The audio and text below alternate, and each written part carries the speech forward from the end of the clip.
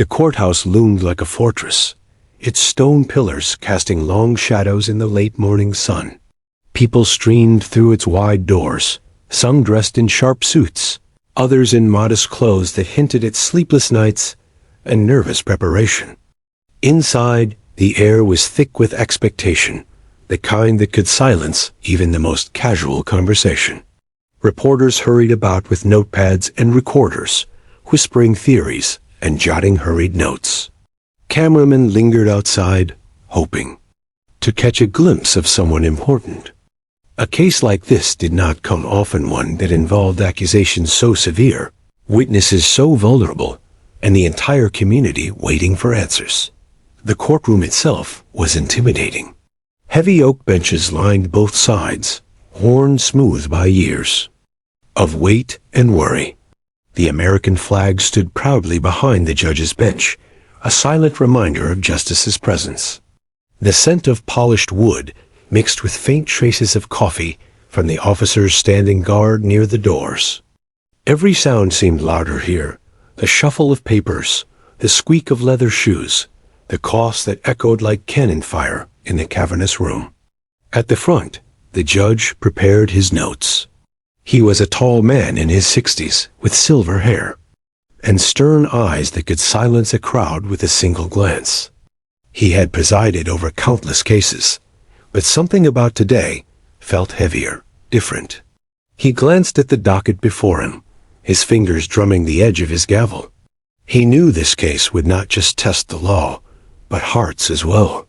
The prosecution team sat at their table, a pile of folders stacked neatly, each one containing evidence, testimonies, and fragile truths. Across the aisle, the defense shuffled their papers too, though their confidence seemed more forced.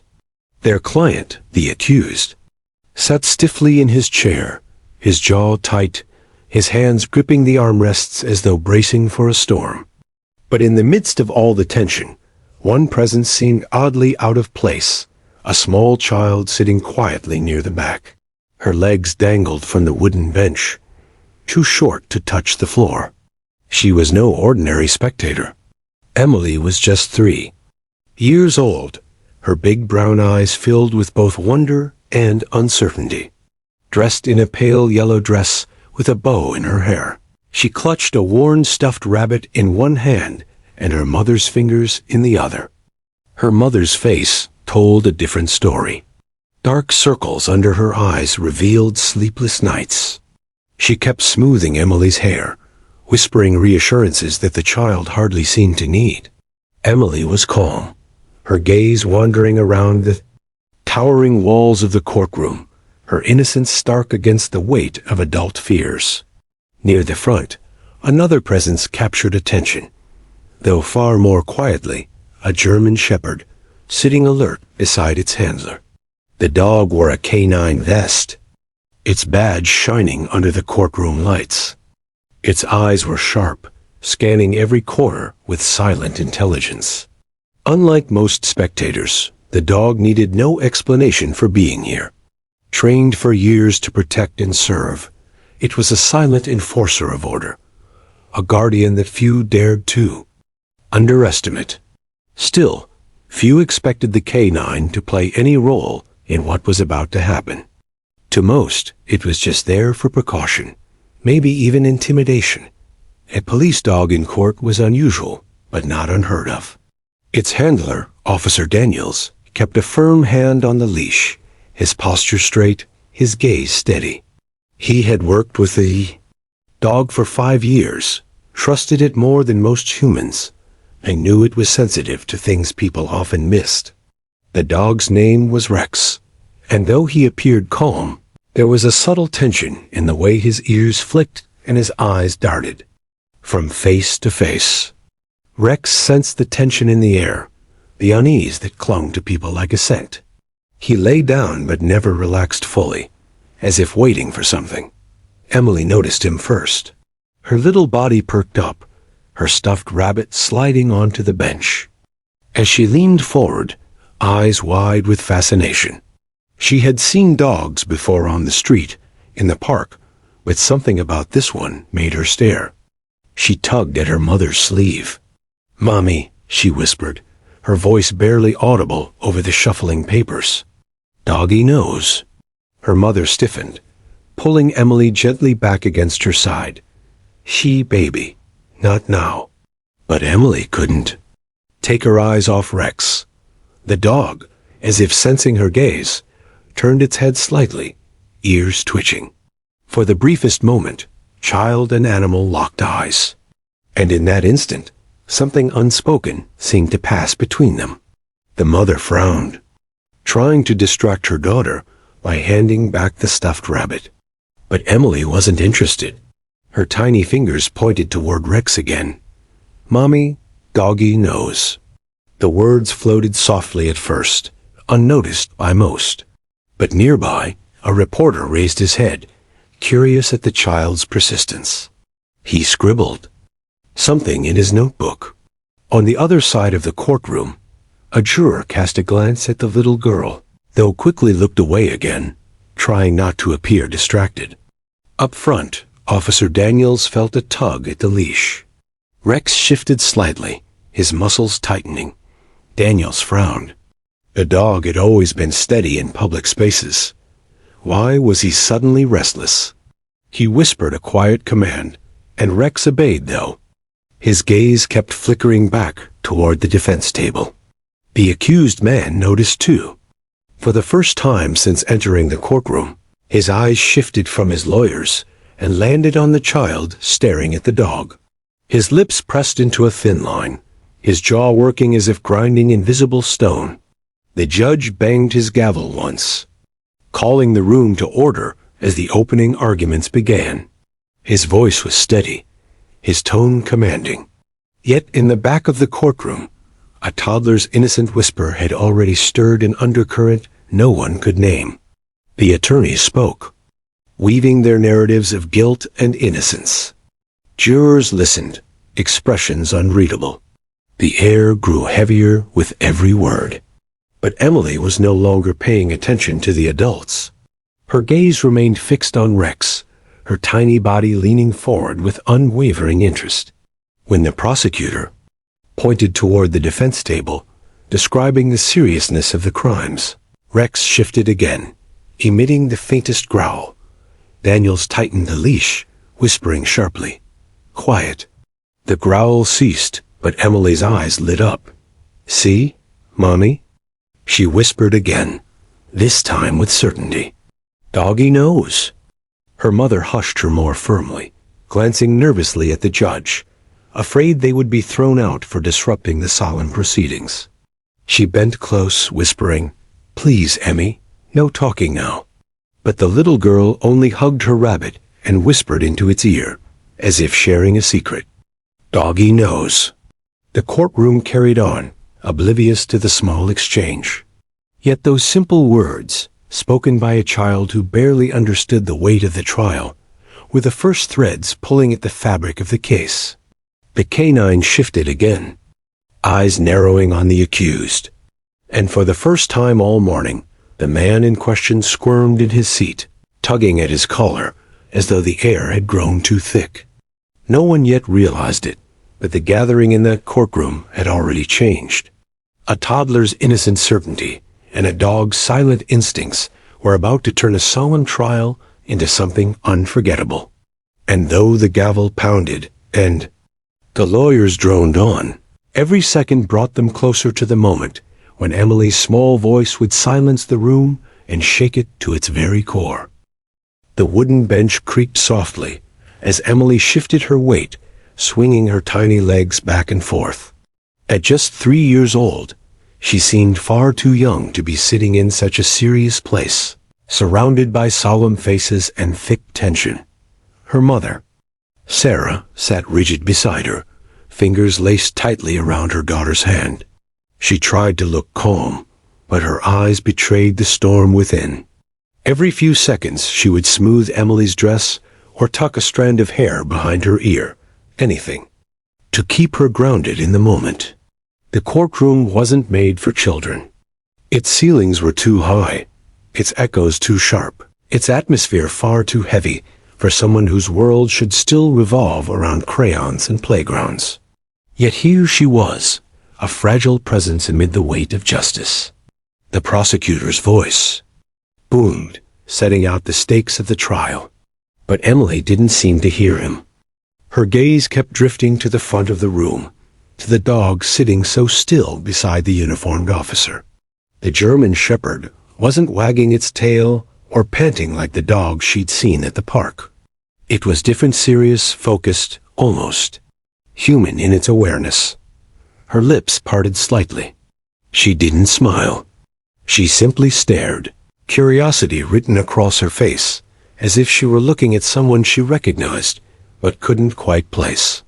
Sarah noticed the intensity in her daughter's eyes, and squeezed her hand gently. "Emmy," she whispered, her tone pleading, "just sit quietly, baby. We'll be out soon." Emily didn't respond. She pointed with her free finger, aimed squarely at the dog. "Mommy, doggy knows." Sarah's heart jumped. The words were so clear, so deliberate, and yet so impossible to explain. She forced a smile, bending low so only her daughter could hear. Sweetie, don't say that out loud. People are busy right now." But Emily's eyes never wavered. She tilted her head, studying the animal with an expression far too serious for her age. At the front, Officer Daniels felt the slightest pull at the leash. Rex shifted, ears twitching, nose twitching as though catching an invisible scent. Daniels frowned, but didn't move, keeping his posture steady. He was used to people staring at the dog after all. Rex was imposing, a living symbol of authority, but something about this little girl's unwavering gaze made even him uncomfortable. Dogs sense things, he reminded himself, but children did too. From the gallery, a reporter noticed the exchange. His pen hovered over his notebook, then scratched out a line. "Child points at K9 seems fixated." He smirked, thinking it might make for a quirky detail in tomorrow's column. He had no idea how much weight those scribbles would later carry. Emily tugged at her mother's sleeve again. "Mommy, doggy remembers." Sarah's stomach tightened. She wanted to hush her daughter again, but something about the way Emily spoke the certainty in her tiny voice unnerved her. How could a child talk like that? She glanced toward the defense table, where the accused man sat stiffly, eyes locked straight ahead. His hands twitched slightly as he adjusted his tie. He hadn't reacted to anything so far, but Sarah couldn't shake the feeling that he was listening now. The judge cleared his throat, shifting papers as if to refocus the room. He noticed the fidgeting child in the back row and narrowed his eyes briefly.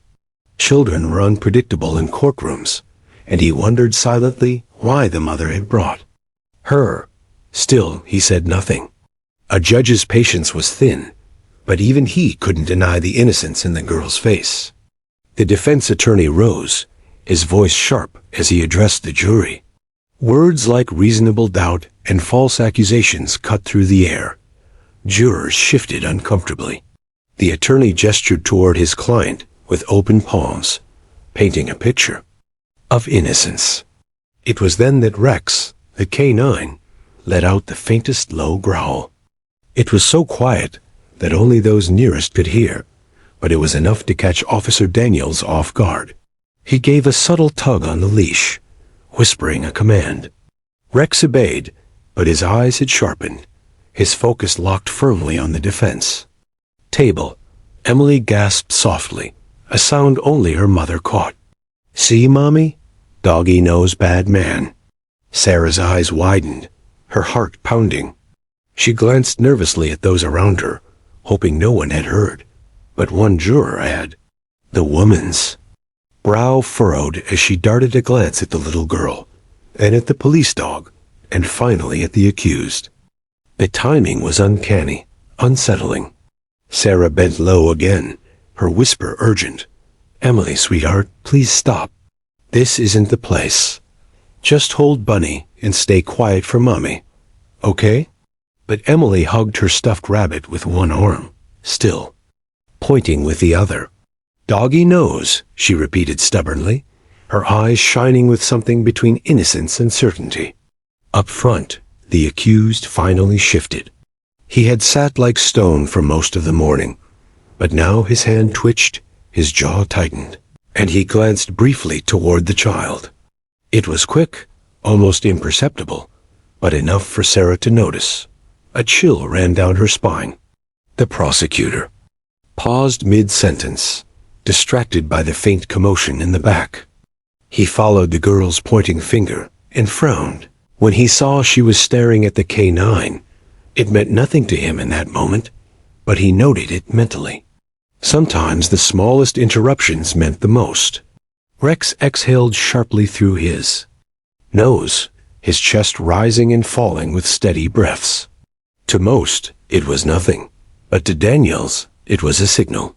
He leaned slightly, whispering a calming word, though his own unease grew. He had learned long ago to trust the instincts of his partner. If Rex was uneasy, there was always a reason. The courtroom pressed on, arguments flying back and forth. Yet the true drama was unfolding quietly in the back row, where a child, too, young to spell her own name, had spoken words that carried more weight than anyone could understand. Sarah's hands trembled as she adjusted Emily's dress again. She wanted to leave, to scoop her daughter up and escape the suffocating room. But she knew leaving wasn't an option. The trial mattered too much, and their presence was expected. Emily, however, was unfazed by her mother's anxiety. Her attention remained fixed on Rex, as if she and the dog shared a secret no one else could see. Every so often, her lips would move silently, whispering to her stuffed rabbit, "Doggy knows, Doggy remembers, Doggy knows bad man." And though her voice was soft, and though many tried to ignore it, the ripple had begun. The little girl's entrance into the story of that courtroom would not be forgotten. She had arrived quietly, unnoticed by most, but with her innocent certainty, her unwavering gaze, and her simple words, she had already planted a seed of doubt in the minds of strangers. A seed that, once watered by truth, would grow into something no gavel could silence. The air in the courtroom grew heavier as the hours dragged on. The prosecutor's voice thundered through the chamber, weaving a careful narrative of evidence and witnesses. Each word seemed to echo against the high ceilings, bouncing back with an almost unbearable weight. Most of the spectators sat stiff, eyes fixed forward, their faces a mask of concentration or unease. But not Emily. Her focus was not on the lawyers or the judge. It wasn't even on the accused man sitting so rigidly at the defense table. No, her gaze remained glued to the German shepherd sitting at the front of the room, the canine known as Rex. Her small body leaned forward, chin propped on her stuffed rabbit as her wide brown eyes studied him. She tilted her head one way, then the other, mirroring the subtle movements of the dog's ears. Every time Rex shifted, so did she. Every time he glanced around the courtroom, Emily followed, her gaze landing exactly where his had been. It was uncanny, almost as though they were locked in some kind of silent conversation. Sarah, her mother, noticed and tried again to distract her. She placed a small coloring book on the bench, sliding a crayon into Emily's hand.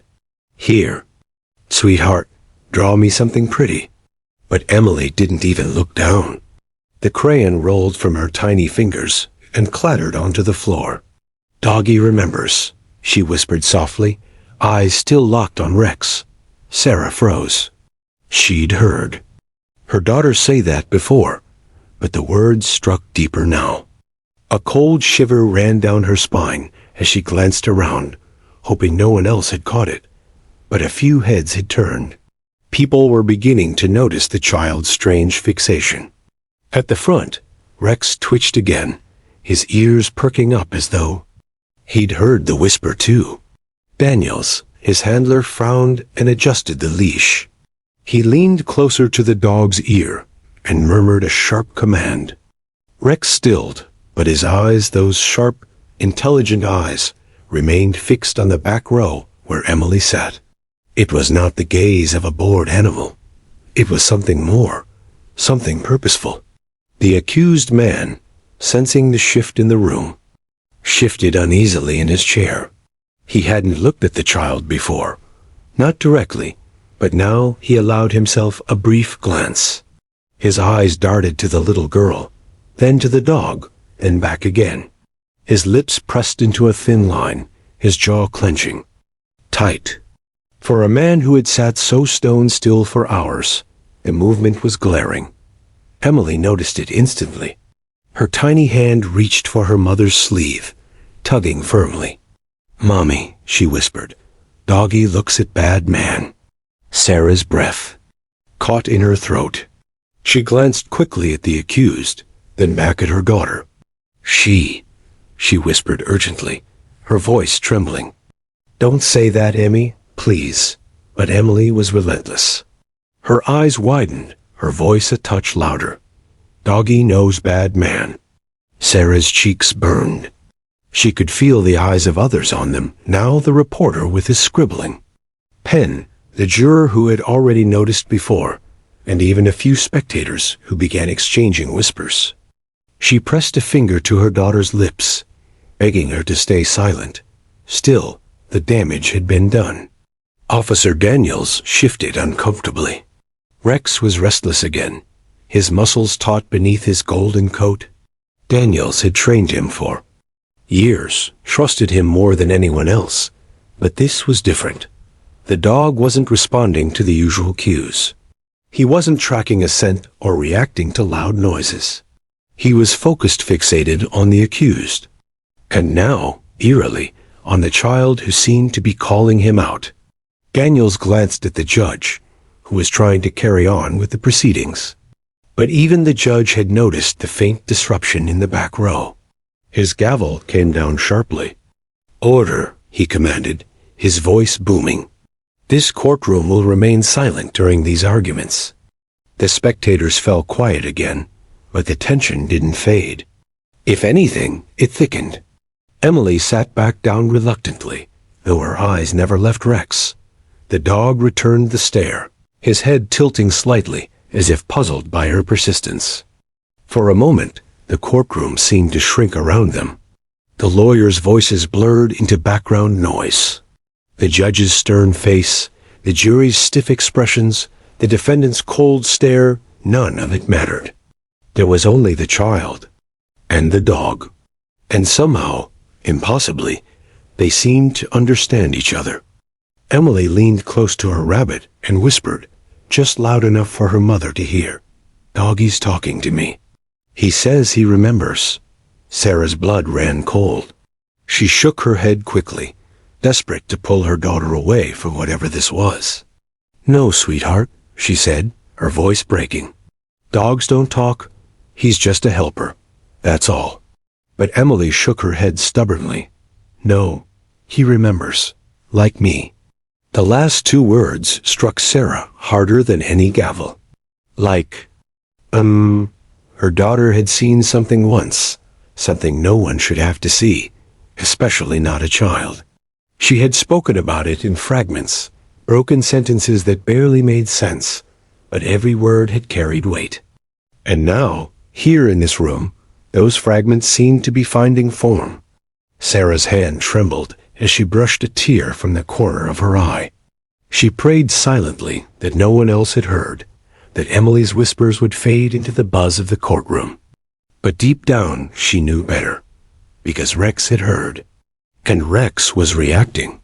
The dog let out a low rumble, not loud enough to be called a growl, but enough to make Daniels tense. He whispered another command, and Rex obeyed, though his eyes remained locked on the defense table. Daniels frowned, unease growing in his chest. Beside him, the prosecutor paused again, glancing at the handler curiously. It wasn't the first time he had noticed the dog's odd behavior that day. Filing it away, he turned back to the jury, pressing on with his argument. But the strange connection between the child and the dog was no longer invisible. It had been noticed, and it would not be forgotten. The trial pressed on, voices clashing like thunder across the courtroom. The prosecutor moved with careful precision, pacing in front of the jury, his words deliberate and sharp. The defense attorney countered with equal force, hammering at every doubt, every crack in the testimony. Papers shuffled, pens scratched, and the steady hum of tension filled the air.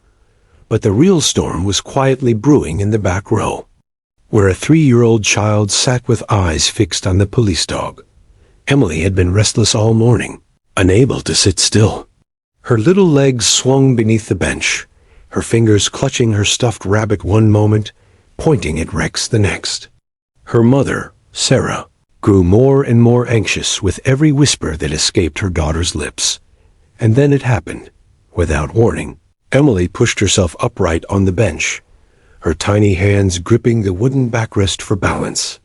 Her stuffed rabbit tumbled to the floor, forgotten.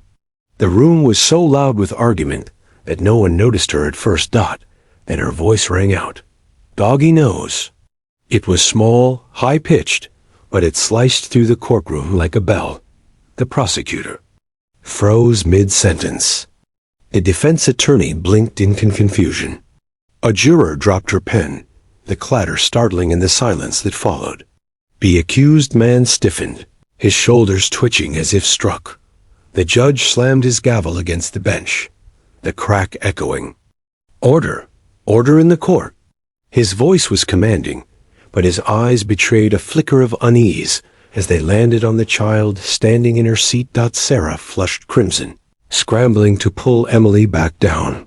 "Sweetheart, sit, please sit," she begged, her voice frantic. But Emily resisted, her little finger pointing squarely at Rex, who had perked up at her words. A German shepherd's ears stood tall, his head swiveling toward the child. His body tensed, muscles coiled beneath his coat as if waiting for command. Emily raised her voice, louder this time. "Doggy knows." A ripple of murmurs swept through the crowd. People leaned toward one another, whispering, eyes darting between the girl, the dog, and the accused man at the defense table.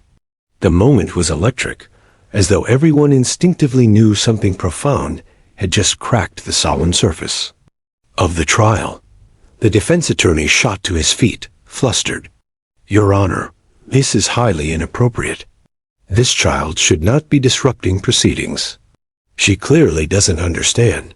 But the judge cut him off with a wave of his hand, his gaze still locked on Emily. He couldn't dismiss it so easily. He had presided over countless cases, seen every kind of outburst imaginable, but never had a toddler's voice commanded the room like this. Sarah's hands trembled as she tried again to coax her daughter back into the seat.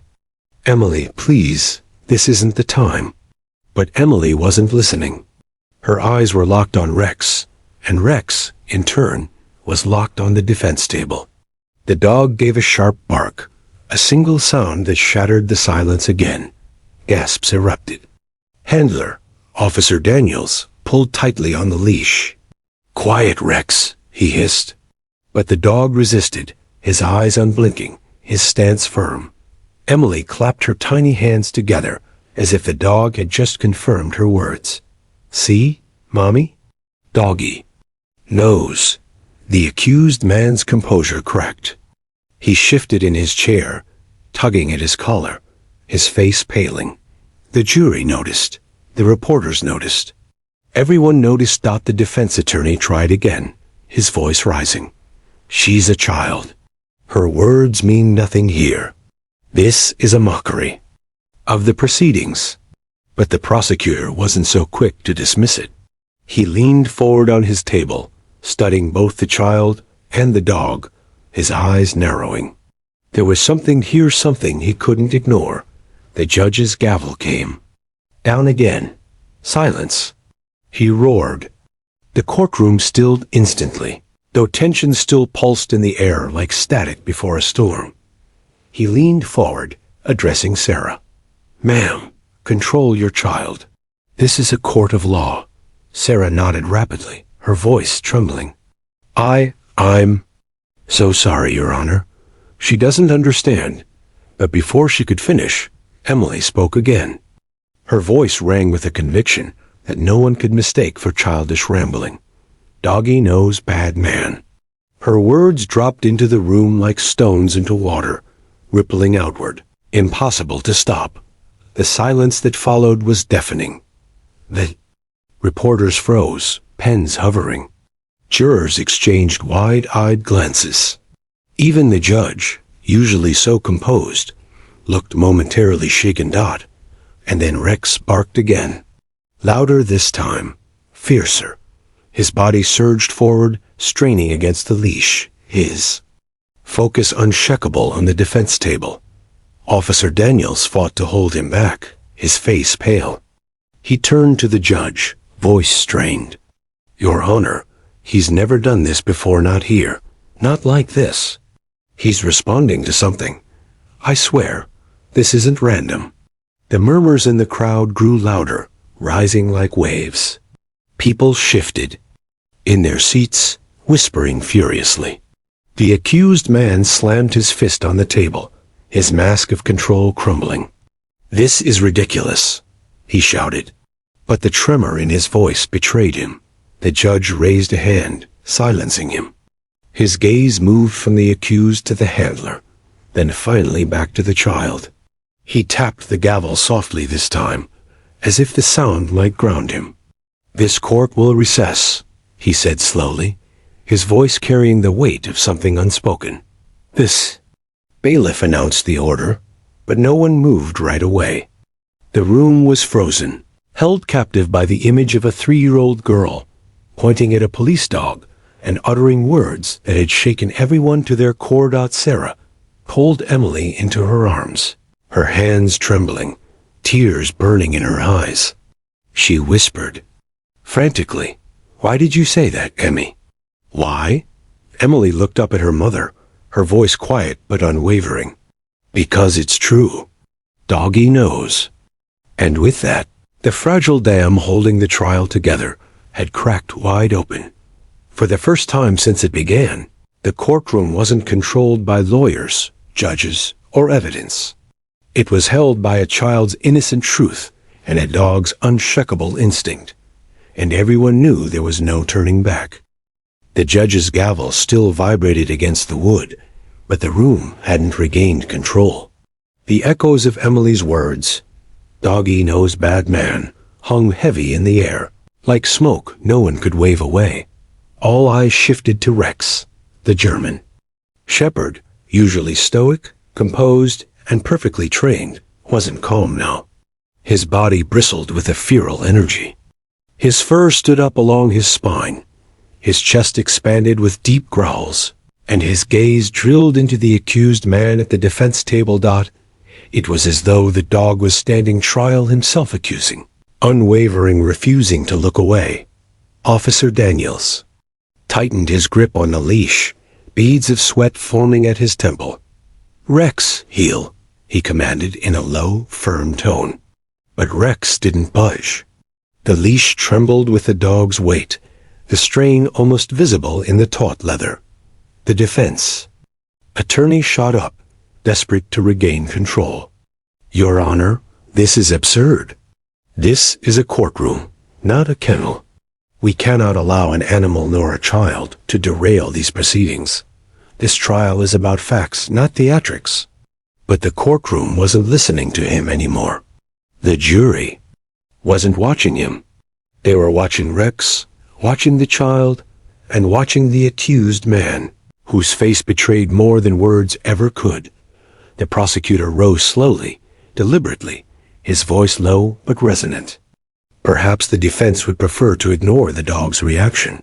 But dogs, especially trained Police K-9 South, don't act without cause. They sense things. They react to things. And this child, well, children have a way of cutting through. Lies adults hide behind. The accused man slammed his palm against the defense table. "This is nonsense. I won't sit here while a mutt and a toddler decide my fate." His voice cracked on the last word, and every juror caught it. Rex barked. Sharply, the sound so fierce it jolted the room. His teeth bared for a brief moment, not in uncontrolled violence, but in warning, like a soldier announcing he had drawn his weapon. Emily clapped her hands over her ears at the bark, but instead of fear, she smiled faintly. She whispered again, just loud enough for her mother and the people closest to hear. "See? Doggy knows." Sarah hugged her close, torn between terror and awe. Her daughter wasn't afraid of the dog, wasn't afraid of the courtroom, wasn't afraid of the accused. She was only speaking what she believed was true. The judge leaned back in his chair, his gavel forgotten for the moment. His eyes locked on Officer Daniels. "Explain this," he demanded. "Why is your dog behaving like this in my courtroom?" Daniels swallowed hard, torn between duty and the weight of what everyone was witnessing. "Your Honor, Rex is one of the most disciplined dogs on the force. He doesn't react without reason. If he's locked onto someone like this, it means he's sensed something: stress, fear, deceit. Something isn't right." The murmurs grew louder, spilling into outright whispers, a tide of disbelief and fascination sweeping the room. The defense attorney barked back, desperate now. "So we're to put my client on trial for being nervous in a courtroom? Is that the level of justice we've sunk to?" But his words carried no power. The jury wasn't nodding. The gallery wasn't convinced. Even the judge's lips pressed into a thin, doubtful line. Rex barked again, louder. He lunged forward a foot, stopped only by Daniel's iron grip on the leash. His teeth snapped once, air whistling through the bite, aimed directly in the accused man's direction. Gasps rang out. The accused man shot out of his chair, his composure unraveling completely. "Get that beast away from me," he shouted, his voice shrill, unrecognizable from the calm, controlled demeanor he'd worn for weeks of trial. His eyes darted, his chest heaved, and sweat glistened on his brow. The prosecutor pounced. "What are you so afraid of, sir? Why is it that you, the man who has insisted on his innocence, react this way when confronted by the dog? The same dog trained to detect fear, deception, and guilt?" The judge struck his gavel, but this time it wasn't to silence the prosecutor. It was to silence the defense, who was shouting over him. The judge's voice thundered. "Enough. This courtroom will have order, but—" His gaze shifted to the accused man, who was trembling visibly now. The court cannot ignore what just transpired. Emily's soft voice piped up again, cutting through the chaos with eerie timing. "Doggy's right." Every head turned to her, the tiny girl in a pink dress, her stuffed rabbit clutched against her chest once more. She looked at Rex with quiet certainty, then at the accused. Her little brow furrowed in confusion, as if she couldn't understand why grown-ups didn't see what was obvious. Children didn't understand legal strategy, credibility, or evidence rules. But children understood good and bad, trust and danger. And somehow, Emily seemed to see it more clearly than anyone else in the room. Rex gave one final growl, deep and rumbling, before sitting abruptly, his eyes never leaving the accused. His sudden stillness was even more unsettling than his barking had been. He sat like a sentinel, silently declaring the man guilty without needing words. The courtroom felt suffocating. Every breath labored as though the truth itself had entered. The room and demanded to be acknowledged. The judge leaned forward, his hands folded tightly. "This court will recess for further review. Bailiff, take the defendant into custody for questioning." The words landed like a hammer. The defense attorney exploded. "This is outrageous. You can't." But he was drowned out by the sound of the bailiff's footsteps approaching the defense table. The accused man recoiled, his face pale as wax, his eyes darting like a trapped animal. Emily buried her face in her mother's shoulder, finally quiet now, as though her role was complete. Sarah stroked her hair, tears running silently down her cheeks. The gavel came down once more, but this time it wasn't just wood striking wood. It was the sound of a case shifting, of a courtroom no longer bound by routine. For the first time, the trial wasn't about clever words or legal maneuvers. It was about a child's innocence and a dog's unshakable truth, and nothing would ever be the same again. The heavy courtroom doors slammed shut behind the bailiff and the accused. For a moment, silence blanketed the chamber like dust after a storm. The echoes of Rex's growl still clung to the air, and the jurors sat frozen in disbelief, replaying what they had just witnessed. Emily nestled against her mother's chest, her tiny hand still holding the worn rabbit doll. Her eyes drooped, as though exhaustion had finally caught her, but her words continued to haunt every mind. Doggy knows bad man. The judge rubbed his temples, visibly shaken. He was a man who had presided over hundreds of cases, a man trained to weigh evidence with precision and discipline. Yet the image of a child's certainty and a dog's unwavering aggression was something logic could not easily dismiss. "Court is in recess," he had declared, but recess was hardly a word. For what was happening? It felt more like an unraveling. In the holding room, the accused sat slumped in the holding cell, his tie loosened, his composure gone. His defense attorney paced furiously, muttering about theatrics, unfair prejudice, and appeals. But the accused's eyes were wild, darting from the walls to the door, as though Rex's eyes still burned into him from afar. His breaths came shallow and quick, a man cornered not by bars, but by something far deeper exposure. A detective entered quietly, dropping a thick file onto the table. He was calm, methodical, the kind of man who never rushed unless he already knew the answer. "You've kept your story tight for months," the detective said evenly. "But today, one dog, one child, and you broke. Care to explain why?" The accused's lips trembled into a sneer. "You can't prove anything. That mutt can't testify. Neither can that brat. This whole circus will collapse." The detective leaned forward, his voice soft but sharp. "Maybe, maybe not. But I've seen men fall apart when they're guilty. And right now, you're falling apart." The accused looked away, jaw clenched, but the sweat rolling down his temple betrayed him. Back in the courtroom, Rex lay at Officer Daniel's feet now, finally calm, but his ears twitched at every sound, his gaze never leaving the exit where the accused had been taken. It was as though he knew the job wasn't finished yet. Emily, still awake despite her fatigue, peeked over her mother's shoulder at the dog. She reached out a small hand, wiggling her fingers. Rex lifted his head and with surprising gentleness leaned forward to sniff her palm. The gallery watched in awe. A dog that had nearly lunged across the room minutes ago now treated the little girl like porcelain. Emily giggled softly, the sound like a beam of light after thunder. Officer Daniels smiled faintly despite himself. "He trusts her," he murmured. The prosecutor, seated a few feet away, overheard. "Maybe she reminds him of something," he replied. "Or maybe she just sees what he sees." The cracks deepen. Hours later, the detective returned to the courtroom chambers, where the judge, prosecutor, and Officer Daniels waited. His expression told the story before his words did. "He's cracking," the detective said. "Won't admit anything yet, but he's terrified.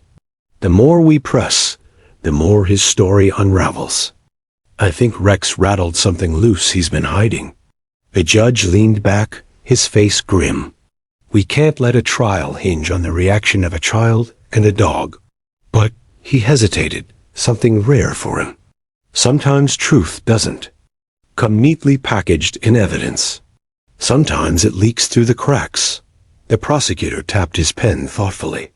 "Then maybe it's time we widen the cracks." Emily's whisper later that evening, As Sarah prepared to leave with Emily, the little girl tugged at her mother's sleeve. "Mommy," she whispered. The man was scared of Doggy. Sarah crouched down to meet her daughter's eyes. "Yes, sweetheart," he was. Emily frowned in thought, her innocence grappling with something far larger than her world should have held. If he didn't do bad thing, why would he be scared? Sarah's chest tightened. She had no answer. All she could do was hold her daughter close, her heart breaking for the clarity children carried, the clarity adults often lost. Across the room, Rex watched silently, his eyes steady, his chest rising and falling like a sentry at rest. The interrogation turns. The next morning, questioning resumed. The detective returned to the holding room with new files, evidence that hadn't seemed significant before, but now glowed with suspicion in light of Rex's reaction. Financial records, witness accounts, surveillance stills that had been brushed aside. The accused snapped when shown a photograph of a crime scene near his property. "I told you, I don't know anything about that," he shouted, his voice trembling with something between rage and panic. The detective didn't raise his voice. He simply slid another photo across the table, this one of Rex, standing alert at a lineup of suspects during training. "Funny thing about dogs," he said calmly. "They don't care about your lies. They see what's underneath." The accused slammed his fist against the table. "That dog is obsessed. You think because some mutt barked, you can destroy me?" But the detective only leaned closer, his words a whisper. "I don't have to destroy you. You're doing that yourself." The accused's eyes flared, and for the first time, fear outweighed anger. His mask was slipping, and he knew it. A courtroom transformed. By the time the trial reconvened, something in the air had changed. The jurors leaned forward, more attentive than ever. The gallery buzzed with whispers before. The gavel fell. The prosecutor wasted no time. He didn't mention Rex. He didn't mention Emily. He didn't need to. Instead, he methodically laid out the cracks in the accused's story. Cracks that widened with every piece of evidence introduced. And as the accused squirmed under the weight of it all, Rex lifted his head from where he lay, eyes locked once more on the man. He didn't growl this time. He didn't bark. He just stared, a quiet sentinel of truth. Emily sat with her mother, her small hand resting on Rex's back. Her face was calm, as if she had already known what the courtroom was only beginning to see. The judge watched them both, his own resolve firming. Perhaps justice wasn't always as complicated as it seemed. Sometimes it was as simple as a child's voice and a dog's instinct. The breaking point, it happened suddenly, like a dam giving way. Under cross-examination, the accused faltered. His answers contradicted his earlier testimony.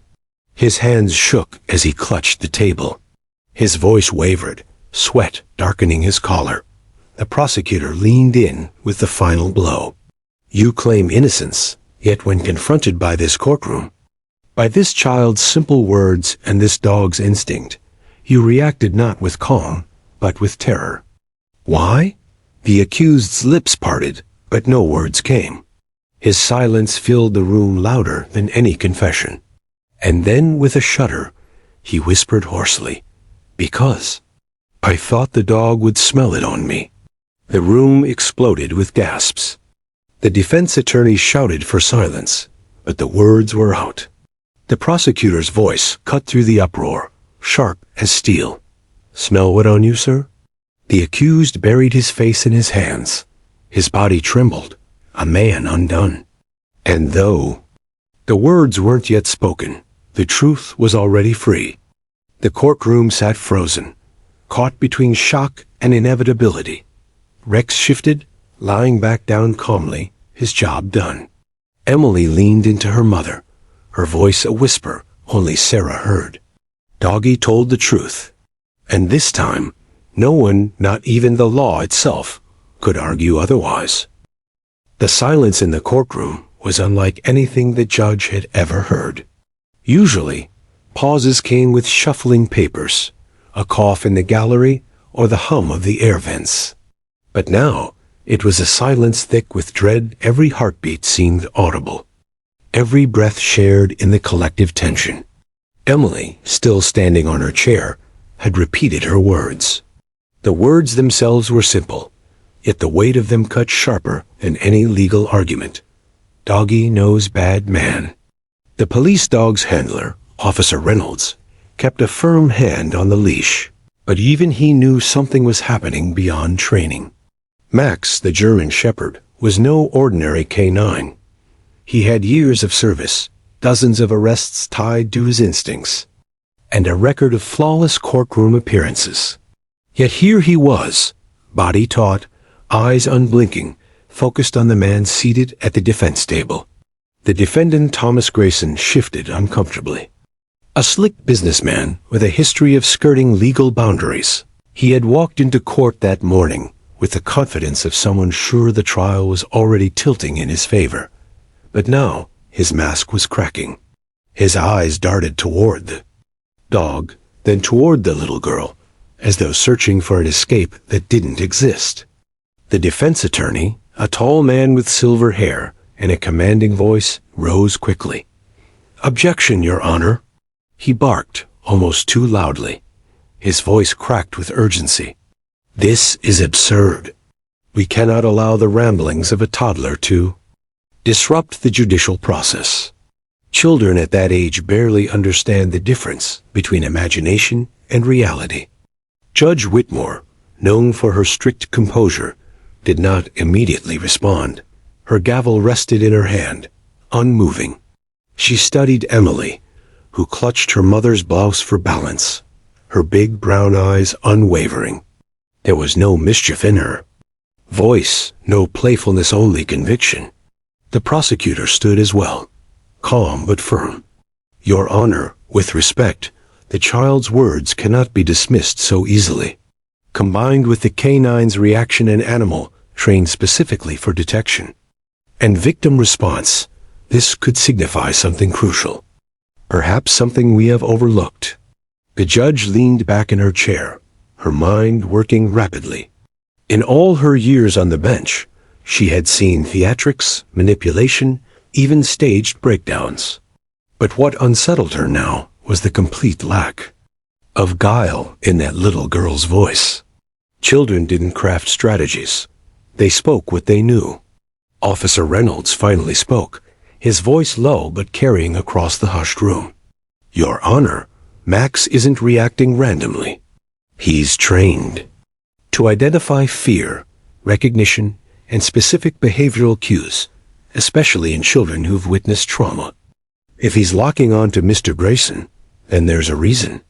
A murmur spread through the gallery, like a ripple of water after a stone is dropped. Reporters leaned forward, pens scratching furiously across notepads. Jurors shifted in their seats, torn between their instructions to remain impartial and the raw human instinct to believe what they were witnessing. Emily's mother, pale and trembling, tried to pull her daughter back into her lap, but the girl resisted. Her tiny hand pointed again at the defendant. "Doggy knows," she whispered once more, softer now, but still cutting through the tension. Thomas Grayson slammed a palm on the defense table, startling even his own lawyer. His voice shook despite his attempt at bravado. "This is ridiculous. You're going to let a child and a dog decide a man's future?" The judge's gavel struck once. Bang. "Enough, Mr. Grayson." Her tone was sharp, commanding silence. But beneath it, there was something else, a flicker of doubt, perhaps even suspicion.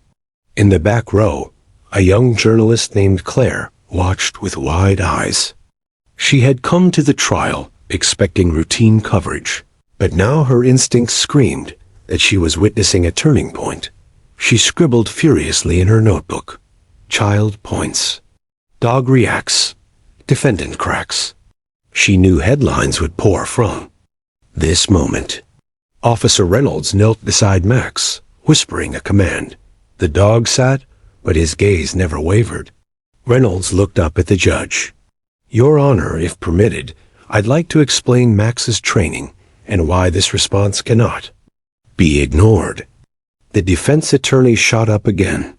"This is unscientific nonsense. Dogs are not witnesses." The prosecutor countered swiftly. "No, but they are evidence handlers. Courts across the nation have accepted canine detection as valid in narcotics, explosives, and even trauma investigations. This reaction paired with the child's statement suggests more than coincidence." The judge pressed her lips together. She had once ruled against allowing a child's testimony, fearing unreliability. But now she was faced with something different. A convergence. A child who had no reason to lie. A dog with a flawless record. A defendant whose composure was unraveling. "Officer Reynolds," she said finally, "you may proceed." The officer rose to his full height. Max is trained to respond to stress indicators, trauma recollection, and scent recognition.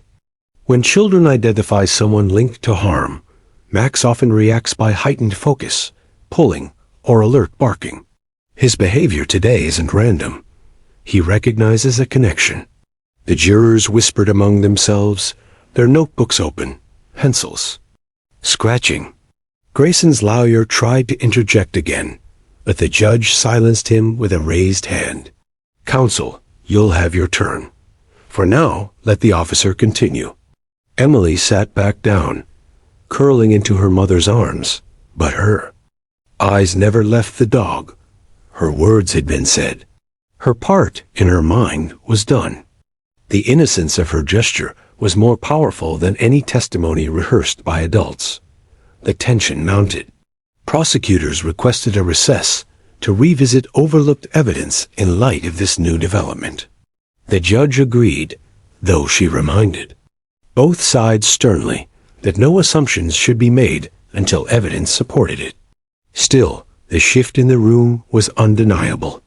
Grayson leaned toward his lawyer, hissing something in a frantic whisper. His jaw clenched, his fingers tapping anxiously against the table. The confident man who had walked into court that morning was fading, replaced by someone cornered. During recess, whispers filled the hallways outside. Reporters called their editors, already pitching stories of a courtroom turned upside down by a child's innocent declaration. Jurors, forbidden from discussing the trial openly, nonetheless carried the weight of what they'd seen in their silence. Inside the judge's chambers, Whitmore sat with her thoughts. She had always believed in the sanctity of procedure, that cases were decided by evidence and law. But she could not shake Emily's voice from her mind, nor the way the dog had reacted. She reminded herself, justice wasn't about theatrics. Yet sometimes, truth revealed itself in unexpected ways. Back in the courtroom, as recess ended, tension returned with greater force. The prosecution prepared to submit a new request to revisit the forensic evidence, particularly any traces linked to children, trauma, or prior cases involving Grayson. The defense was already bristling, knowing this shift could unravel their strategy. The gavel struck once more. Court back in session. All eyes turned to the defendant. For the first time in weeks of trial, the spotlight was no longer on legal technicalities, but on him. A man under the gaze of a child and a dog. And for Thomas Grayson, the walls were closing in. The gavel came down with a sharp crack, but instead of silence, the courtroom pulsed with an energy that no one could quite describe. What had begun as a straightforward trial had turned into something extraordinary. All eyes were on the little girl Emily, who sat curled in her mother's arms, her small frame trembling, but her eyes unwavering. She had spoken with innocence, and yet those two words had unraveled a web of deceit no one had expected. The judge, a seasoned man hardened by decades of law, leaned back in his chair. His expression was distant, almost contemplative. Rarely Did a child's voice carry such weight in a room so steeped in rigid rules, legal arguments, and hardened professionals? But Emily's words had been more than just testimony. They were truth, unfiltered and pure, spoken in the way only a child could. Across the room, the defendant sat stiff, his eyes darting from the police dog at the center of it all to the jurors, whose faces had shifted from skeptical to solemn. The German shepherd, trained and loyal, had not only recognized the unspoken tension, but had reinforced Emily's declaration. Every bark, every subtle signal the animal gave, seemed to strip away the defendant's carefully constructed facade. The mother held Emily close, whispering reassurances into her ear. Yet even she felt the magnitude of what had just happened. She hadn't expected her daughter to speak out, certainly not in a way that would shake the very foundation of the trial. She had only hoped for closure, for peace after months of pain. And now, as she looked around the courtroom, she realized her little girl had become the voice that no adult had been able to summon. The prosecutor rose slowly, adjusting his glasses, his eyes never leaving the jurors.